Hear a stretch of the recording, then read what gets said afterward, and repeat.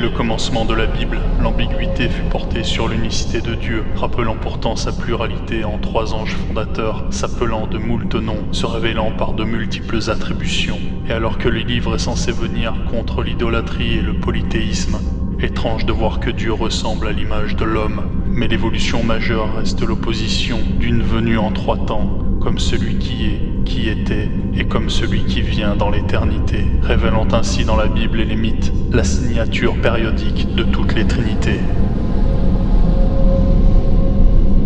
Alors que le peuple de la Torah sortira de l'Égypte et que l'Évangile eut à naître avec la Grèce, quand la majorité des mythes de la Terre utilisent le principe trinitaire, il propose ainsi une lecture hiérarchique sous le règne de trois espèces qui aura toujours pour fondement le voile d'un Dieu inspirant, créateur et éternel. Le christianisme, par une réflexion catholique unique, se verra flirter aux limites de l'idolâtrie, ramenant alors sans convaincre les religions révélées une lecture mythologique. Tel est le principe de la triade des trois dieux grecs de l'Olympe, portant des lances comme des chandeliers pour mener les combats du deuxième temps, avec le trident du dieu de la mer comme le Christ inondera par ses eaux les jours de l'ignorance. Avec la foudre du dieu désert, frappant comme Satan par l'éclair au cinquième jour, et le sceptre des deux cornes du dieu Hadès des enfers, tel le démon Belzébuth, le bouc émissaire. Ressemblant à la trinité égyptienne, où la mère Isis, portant les deux cornes et le symbole de l'alliance, entourée du Père et du Fils, où Osiris donnera sa descendance en Horus, qui dans sa cosmogonie la plus mystique, se verra retrouver le principe de l'intrication de l'esprit intervenant depuis les airs pour préparer le monde à sa venue, jusqu'à la naissance même de son propre Père, pourtant fils de Dieu, faisant alors de sa vie l'allégorie même de Dieu.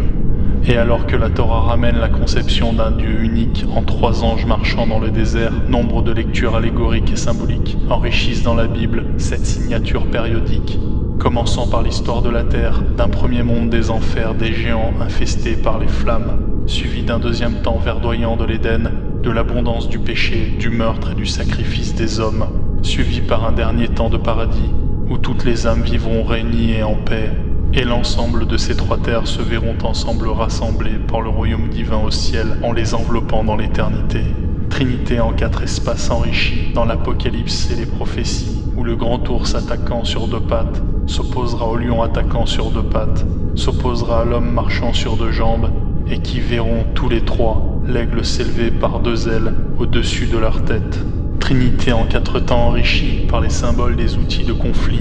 de la grande lance comme les géants, s'opposant à l'épée puis à l'arc, qui enverra sa flèche jusqu'au ciel. Trinité enrichie par le principe des trois livres, où le Père se verra comme le patriarche de la Torah, où le Fils finira dans l'Évangile comme le Christ sur la croix, où l'esprit du Coran ne pourra alors révéler le plan uniquement à la fin des temps, car Dieu vient en trois temps périodiquement s'intriquant. Pourquoi vous aurait-on caché des trinités l'origine de leur création ?